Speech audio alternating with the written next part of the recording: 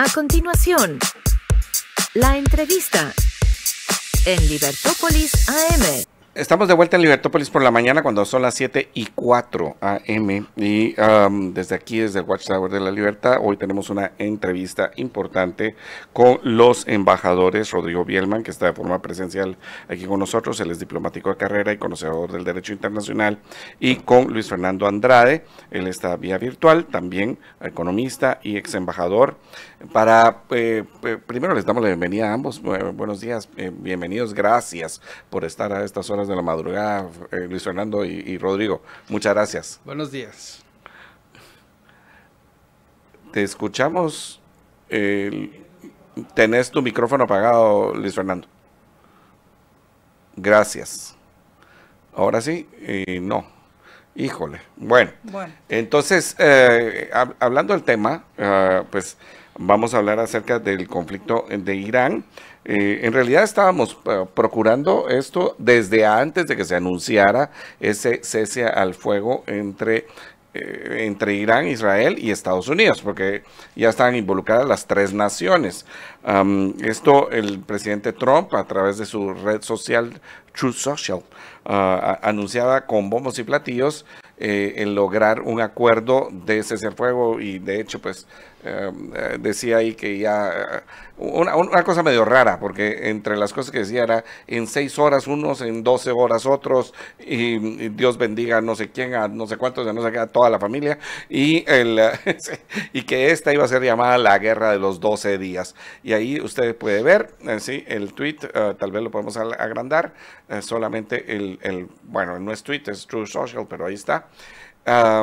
Y resulta que a mí lo que me parecía sumamente extraño, Rodrigo, Luis Fernando, es ese asunto de las 12 horas, porque como usted dice, mire, en aproximadamente 6 horas desde ahorita, cuando Israel e Irán completen las operaciones que tienen en progreso, por 12 horas estarán todavía en sus misiones, sí, por lo que se puede entender. Y entonces, después, en 6 horas más, estaría. Sí. Es lo que uno puede tratar de entender de esto. Ahora, y lo que pasó es eso exactamente. Ahora, que Israel recibió 2 misiles y el secretario o el ministro de Defensa dice, vamos a regresar lo que nos hicieron los iraníes, y los iraníes niegan que lo hayan hecho y que tampoco están tan de acuerdo. Pero ¿cuál Rodrigo, es el contexto de esto? ¿sí? De todo esto que estamos viendo. Bueno, podríamos ir a tiempos bíblicos, pero no vamos a llegar tanto. No sé si regresamos a 7 de octubre de 2023 o hace apenas 4 semanas. Digamos, hace 12 días, 13 días, diría Trump. Creo que este ataque del 7 de octubre, donde hay más de 1000 fallecidos del lado de ciudadanos israelitas o israelíes, es el último capítulo de esta confrontación histórica entre estos vecinos. Hay una ansia de liderazgo y reconocimiento de parte de Irán hacia el resto de Medio Oriente y del mundo. Fue significativo la declaración de la Agencia Nuclear Internacional del hecho de que el proceso de supervisión de las capacidades o las aspiraciones nucleares de Irán había sido burlado, y fue en palabras tal cual como se dijo, y esto pues sumado al anuncio del Ayatollah indicando que Irán mantiene su aspiración y derecho nuclear, fue lo que motivó un ataque ahora muy de moda en prevención de parte de Israel, justificando su propia subsistencia, ¿no? Y esto vemos ya entonces, entramos a los últimos 12 días de este conflicto, en donde se han intercambiado pues ataques con misiles en una guerra a distancia, con una pues clara superioridad táctica de Israel, pero que no ha logrado dejar sin respuestas de Irán en lo que hemos visto. Incluso después del anuncio de este cese al fuego, hubo intercambio de misiles. Y pues yo creo, personalmente soy bastante cauteloso en lo que pueda venir. Creo que Irán, con una preparación de 25 años para un momento como este, podría tener más sorpresas para el mundo occidental. A mí me ha preocupado por años el avance de células terroristas dispersas en el mundo entero, particularmente dentro de Estados Unidos. Se ha discutido mucho el paso o el uso de al menos 2 países en América Latina para esa penetración hacia el norte, que han sido 2 regímenes amigables a Irán, con una clara presencia diplomática, física y hasta militar incluso en países latinoamericanos y yo esperaría un poquito antes de cantar victoria de que este capítulo se ha concluido. Fernando, ¿cómo ves tú estas últimas reacciones? Aquí hay un asunto importante, ¿no? O sea, de repente Israel ataca a Irán, Irán tiene una retaliación, a diferencia de otras. Estas sí hacen impacto en Israel. Teníamos una proporción más o menos de 1 muerto en Israel por cada 10 iraníes, entendiendo que la población es completamente diferente, pero que eso le causa un gran daño a Israel. No funcionaron los escudos como se habían esperado anteriormente, y de repente entra Estados Unidos. Estados Unidos con estas bombas que son para los búnkers, barrenadoras les voy a decir yo, y por lo menos 12 en 2 sitios, tanto en Fordow como en Natanz. Hay una escalada ahí y se podrá lograr en tan poco tiempo el cese al fuego. Mira, primero no es que haya sido todo de repente, sino que la llegada del presidente Trump a este segundo mandato y con una comprensión muy clara de la conflictividad de Medio Oriente y su afinidad con Netanyahu, el primer ministro de Israel, esto lo vinieron preparando porque sí había, me imagino, suficiente inteligencia del Mossad, particularmente como ellos están operando dentro de Irán, donde el avance primero de uso de tecnología balística, es decir, lo que demostró Irán en estos 12 días es que tienen capacidad hipersónica en sus misiles, que violaron todo el famoso escudo, el domo, ¿no?, de antimisiles de Israel. Israel es un país muy pequeño. Se circunscribe a 3 ciudades fundamentalmente, a Tel Aviv, Haifa y Jerusalén. Entonces sí había por un lado un riesgo en materia de misiles, y eso se quedó en evidencia. Lo otro, en el tema del enriquecimiento del uranio, que es la base de las armas nucleares, pues ya estaba en niveles que estaban ya muy cerca de poderse desarrollar. Entonces, Israel, por su historia desde su fundación, pues ha sido siempre un problema existencial.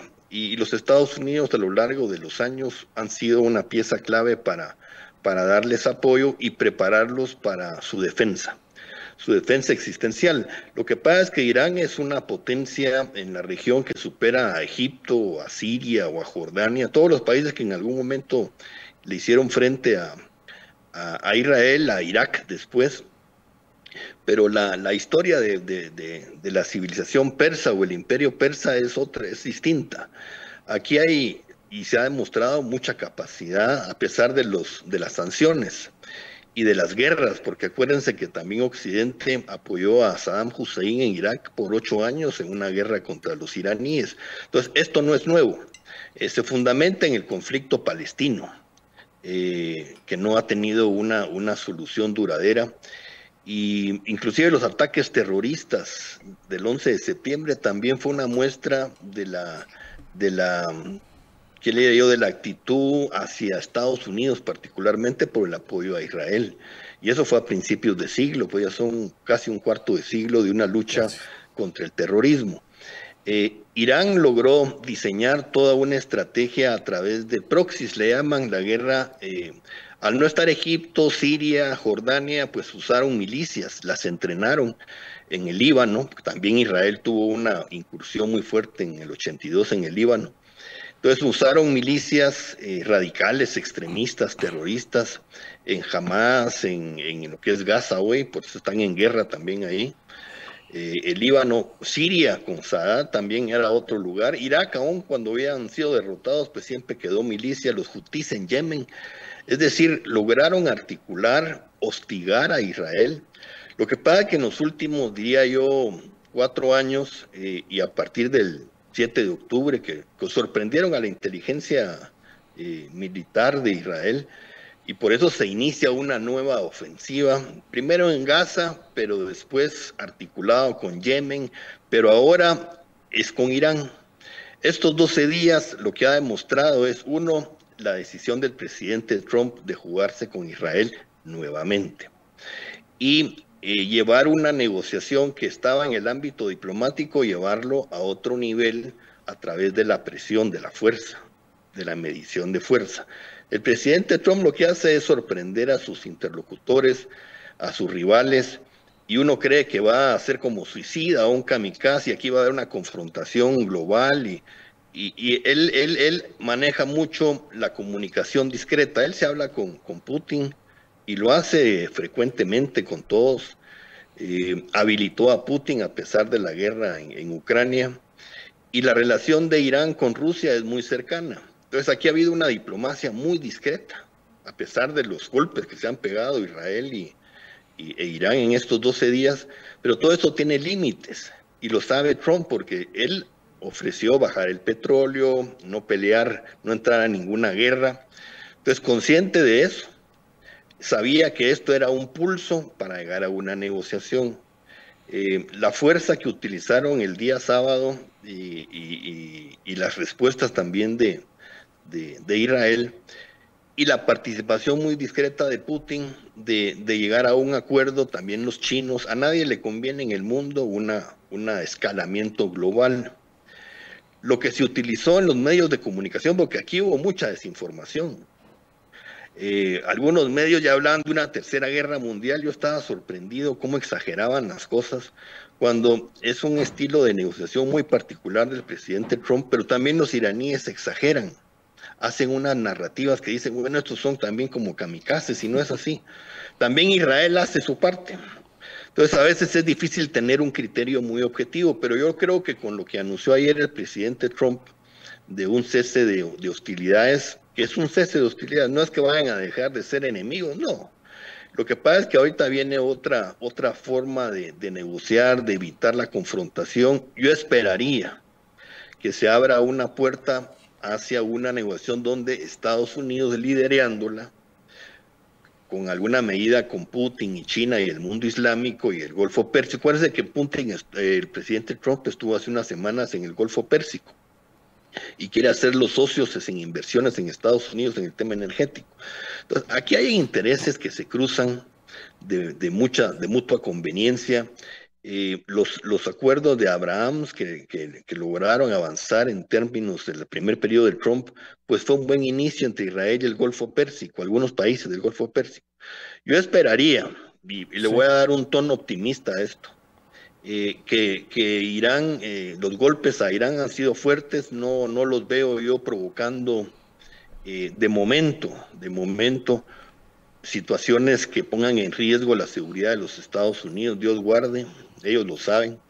Esto no es un juego geopolítico. Saben que con el presidente Trump no pueden jugarle la vuelta. Acuérdense que él mandó a matar al... Es interesante ese punto, Fernando, porque la verdad es que el estilo de negociación de Trump siempre ha sido como medio... pues desde el poder, desde la fuerza, tratar de sacar ventaja. De hecho, pues hoy estaba volando hacia la negociación hacia la reunión de la OTAN, en medio de que esto no termina de arreglarse. De hecho, dice que está enojado, Rodrigo, dice que está enojado con Israel y que está enojado con Irán, como que fueran sus hijitos y que no le hicieron caso. ¿Sí? Me parece un poco chistoso.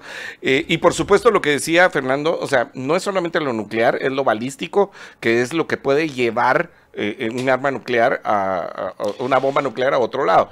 Ahora, aquí hay puntos interesantes, porque en medio de todo, ¿sí? Viene el impresentable del señor Guterres, y yo creo que ya le quedó grande la cosa. Dice, que él está preocupado y que está en contra de los ataques estos, pero nunca estuvo en contra de todo lo que hacía Irán, Rodrigo. Bueno, o sea, con sus proxies, como nos decía Luis Fernando.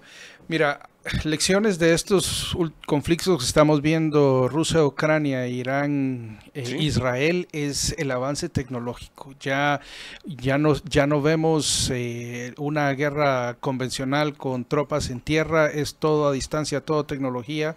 Y con un avance muy rápido, ¿no? Ya el destape de que Irán alcanzó tecnología suficiente para vulnerar el domo de hierro o su protección antimisil en Israel, pues ya esto ya es evidente, ¿no? Para beneficio de nuestra audiencia, en lo que acabas de mencionar, el presidente Trump ya envió mensajes esta mañana de su descontento por el hecho de que ni Israel ni Irán atendieron el cese de hostilidades que él anunció con tanto énfasis la noche de ayer. Y es que una persona somatando una mesa no va a resolver un conflicto de generaciones y de cientos o miles de años, ¿no? Esto pues probablemente puede llegar a un punto donde se detengan estas hostilidades, pero como decía Luis Fernando, no van a dejar de tener estas diferencias entre ellos, ¿no? Ahora, particularmente por el componente religioso. Que motiva con tanta profundidad las diferencias entre Israel y el resto de sus vecinos en Medio Oriente. Ahora, ¿esto cómo incide en el tema del comercio internacional? Se ha hablado mucho del tema del petróleo, se ha hablado del estrecho. Pues al final todos los conflictos bélicos tienen un gran componente económico, pues ahí en el control de Irán sobre el estrecho de Hormuz, el tránsito de petróleo que sale desde los países árabes, particularmente hacia el resto de Asia, mantienen a China como un actor vigilante de este conflicto, porque sería el principal afectado ante la interrupción de el tránsito de buques petroleros en ese estrecho. Pues es China, Tailandia, Indonesia, todo el Pacífico Sur que se provee en primera mano del petróleo que sale de esa ruta mercante. Y un impacto o un cierre de este tránsito o la alteración en la capacidad de producción, porque se dice en formas de estratégica de Irán, podría, llegado el momento, atacar pozos petroleros de otros países vecinos justamente para provocar este efecto o caos global en donde el barril del petróleo pueda superar los $150 y esto pues es un impacto global inmediato, ¿no? Creo que el conflicto, como dije en la intervención anterior, no ha terminado. Tenemos que ser muy conservadores para ver la respuesta de Irán. Han sido golpes muy fuertes a todo su liderazgo. Yo creo que un cambio sustancial podría darse únicamente si hubiese una resistencia iraní interna, doméstica, o al menos organizada desde el exterior, pero esto no existe. Entonces el afamado debilitamiento del régimen de los ayatolas, todavía hay que ver cuánto más pueden sostenerse.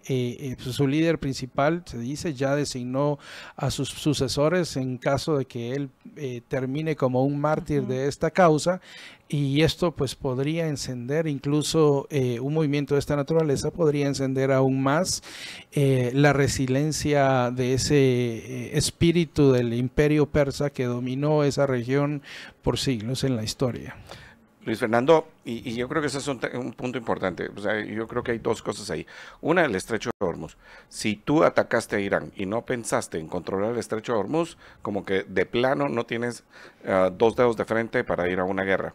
Y la otra, esa idea, pues, la empieza Netanyahu y dice con algunas voces, como por ejemplo el hijo del Shah de Irán, diciendo es hora que el pueblo se levante. Pero entendemos bien que cuando alguien es atacado, aun cuando es atacado y tienes oposición dentro del país, pero tienes un enemigo común, las fuerzas se terminan uniendo.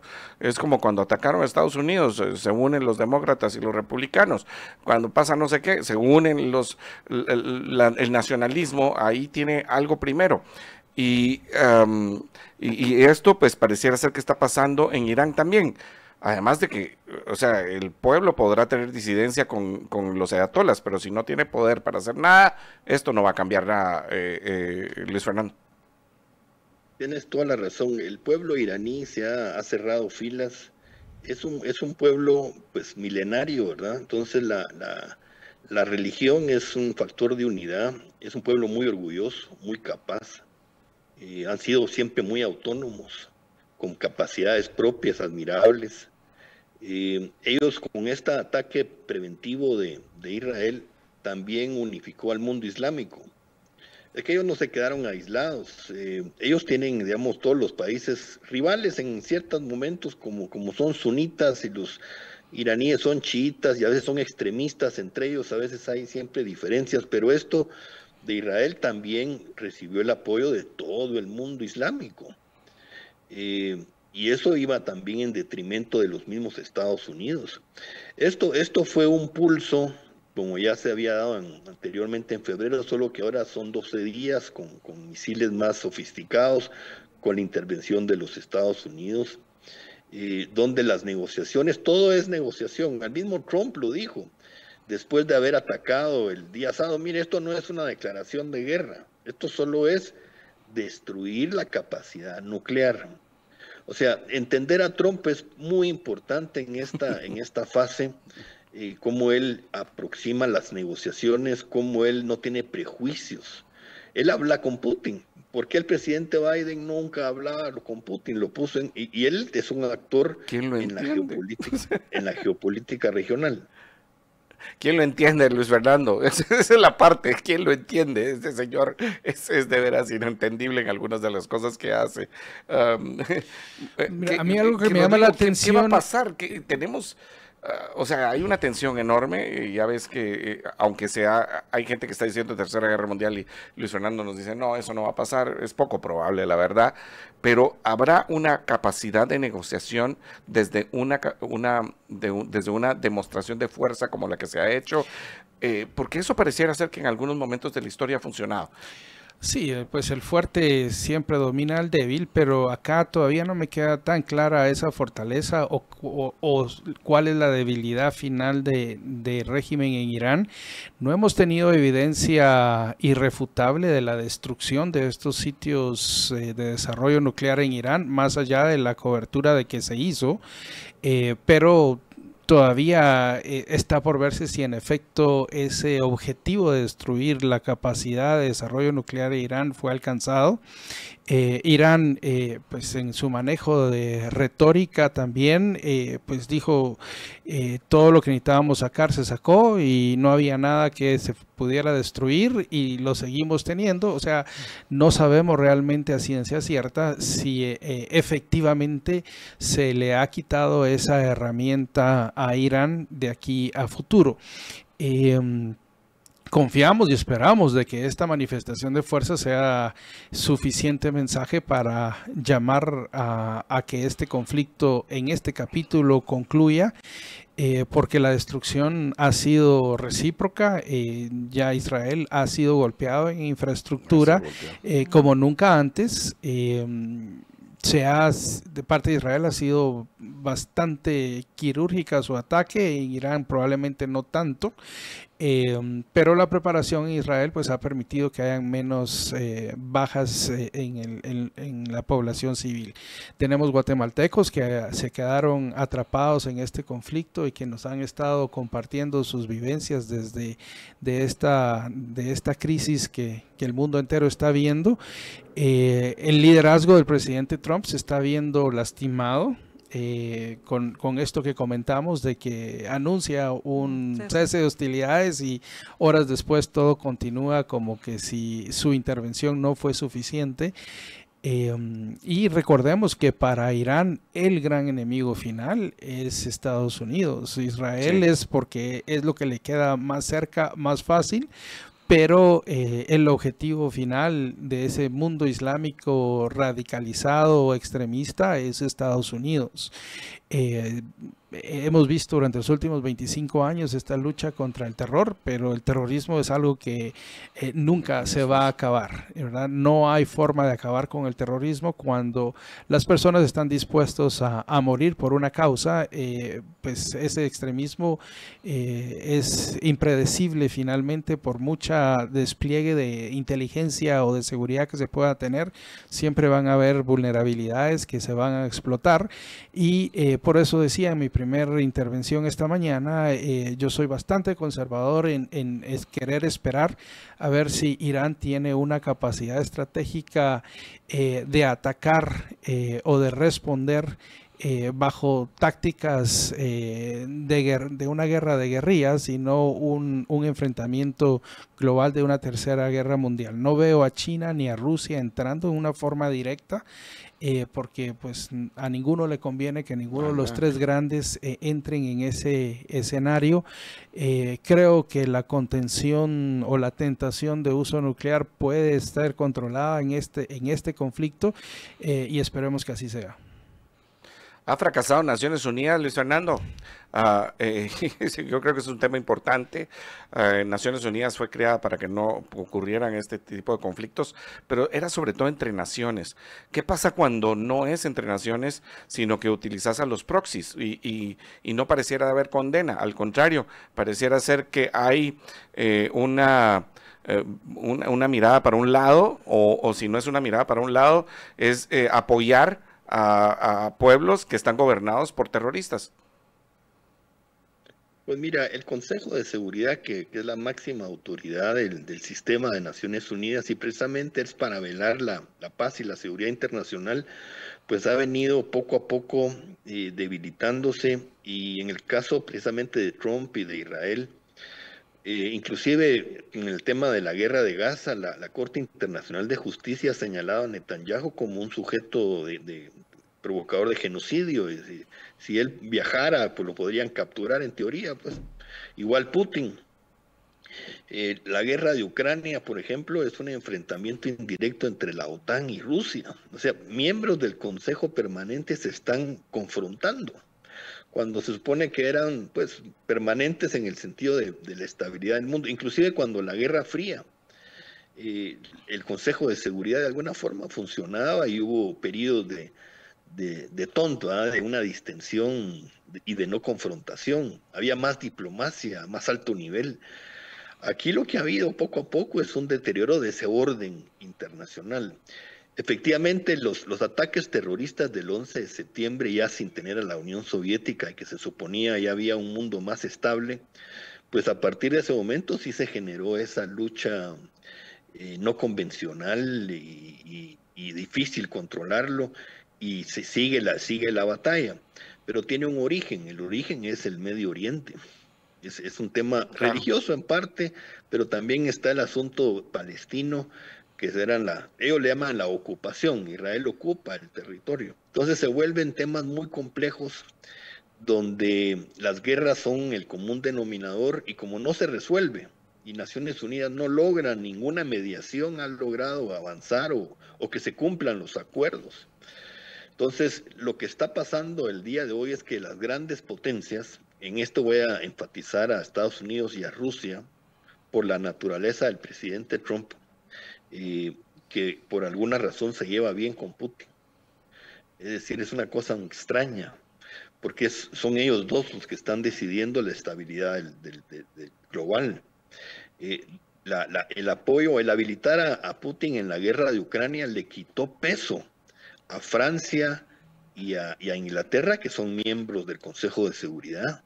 Los minimizaron, no los toman en cuenta. El presidente Trump no es una alianza coordinada, todo lo contrario, da la impresión que molestan, son incómodos. Se pusieron a hablar con el canciller de Irán en la situación que él venía en alguna ruta de negociación, y como que le estorbaron, ¿verdad? Ahí en Canadá, en el G7, pues fue porque le querían imponer cosas que a él no le parecían. Entonces, el Consejo de Seguridad de Naciones Unidas también ha sufrido en la parte de Occidente. Entonces no es viable, ¿no? Entonces se vuelve una anomalía, pues, en este periodo de Trump. No sé después qué vaya a pasar, pero eso ha facilitado, en el caso de Irán, una desactivación de esta guerra, porque es un asunto entre Putin y Trump. Claro. E Israel, que entiende muy bien también la situación, y con los iraníes. Yo veo positivo en la desactivación, esto de que no aceptan, son como aquellos niños un poco que quieren salir ganando la partida al final, pero como son unos y otros son muy parecidos, esto se va a resolver. Al final esto ya se resolvió, solo es un cierre. Okay. ¿Por cuánto tiempo? ¿Cómo se va a terminar la negociación? ¿Cómo se va a aterrizar en ciertos puntos, ciertas condiciones? Eso está por verse. Un minuto para cada uno. ¿Qué podemos esperar en los próximos días, Rodrigo? ¿Sí? Pues mira, ahorita mientras estamos al aire, el secretario de Defensa de Estados Unidos circula otro mensaje, otro post del presidente Trump en donde asegura que Israel se compromete a mantener el cese de fuego a pesar de que tiene aviones en el aire que iban dirigidos a territorio iraní, y básicamente está diciendo en ese post solo van a hacer un sobrevuelo y regresan a su hogar sin hacer ningún ataque. Pues queremos confiar como personas amantes de la paz de que esto termine, pero es poco realista pensar de que este conflicto termina realmente después de estos 12 días. Una demostración de fuerza, una demostración de capacidades, una oportunidad recíproca de entender y estudiar a su contrincante en la preparación de un capítulo futuro que lamentablemente podremos ver en algún tiempo adelante. Fernando. Mira, es un éxito del presidente Trump si lo miramos como una desactivación de una guerra y de una negociación, porque al final fue una confrontación para sentar las bases de una negociación y condicionar a Irán en el tema nuclear de momento. Entonces, esto es circunstancial, pero desactiva lo que se comentaba ayer, una tercera guerra mundial. Yo sí creo que va a ser muy positivo, va a ser una diplomacia donde el presidente Trump va a querer avanzar en lo que es Medio Oriente. Yo lo veo positivo, tiene sus secuelas, por supuesto, eso no lo vamos a negar, pero por lo menos ya se cesaron las hostilidades. Bueno, pues muchísimas gracias a los dos. Yo también lo veo con esperanza, pero entendiendo que aquí es como que te hayas quedado con las ganas de seguir peleando. Entonces, a ver si no pasa algo más. Pero les agradecemos a ambos por haber estado con nosotros en Libertad. Gracias por la oportunidad, Luis Fernando, mucho gusto. Gracias, gusto saludarlos. Pasen muy buen día. Igualmente. Gracias.